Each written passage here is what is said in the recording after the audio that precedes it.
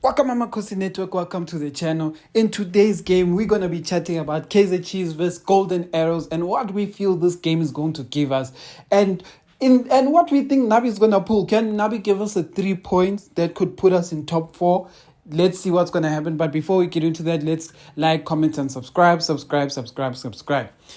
Nabi has started as coach, Vuma definitely has to be seen as the better of the 3 keepers for Nabi thus far. Vuma has stopped a lot of goal scoring positions.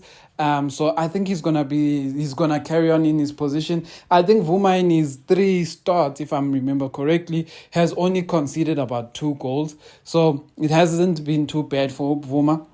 The one thing that I think Vuma has a lot of fundamentals that he still has to work on. His positioning is one. It's always been a problem. I've been chatting about this for years, that Vuma can be a great goalkeeper just as long as he gets the basics of positioning. I'm not even saying shot stopping, etc. I'm saying positioning, meaning where to be in a certain scenario. That's what he needs. And another thing that Vuma must get in his system is knowing how to vocalize to the defense a bit more. I think the 3 keepers we have currently at Kaizer Chiefs aren't very vocal keepers. They don't communicate even close to being enough.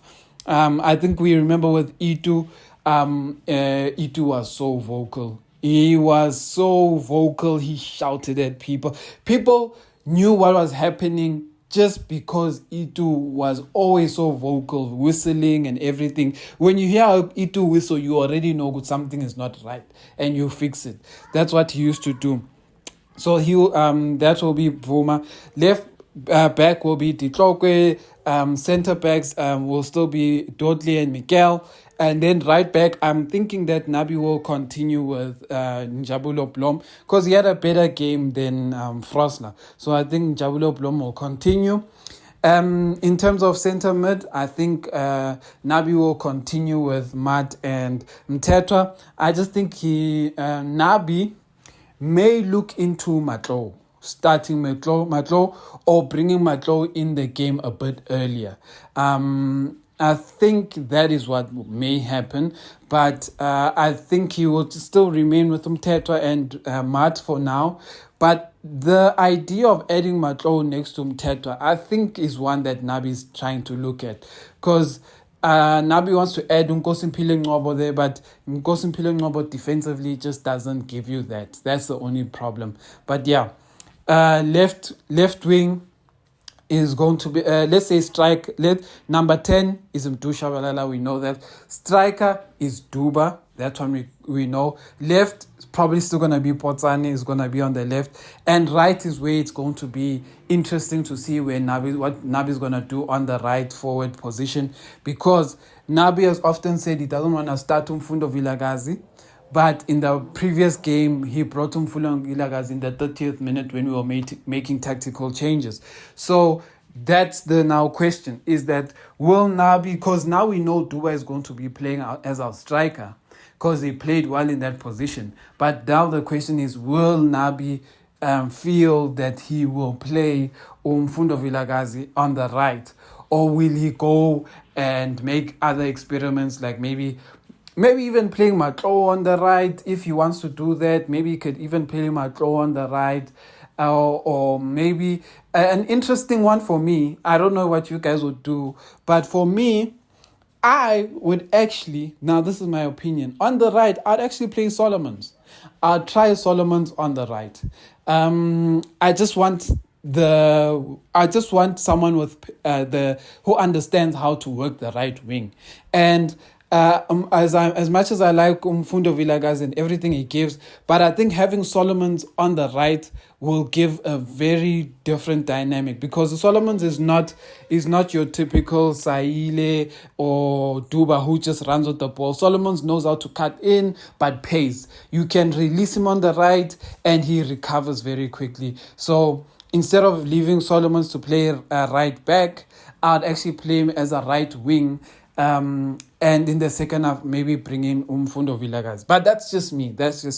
I think that may work better. But if you're going to play Solomons on the right, you do still need someone who it's best if you're gonna play Solomon's on the right that you have maybe a Matlou in the middle with Mteto, just so you have a player who can find Solomon's, because I don't think Matt can find Solomon's. To the Matt and Mteto conversation. I've been seeing a lot of people have been defending Matt and all of these things. And this is my opinion on the Matt game. You guys will say what you think.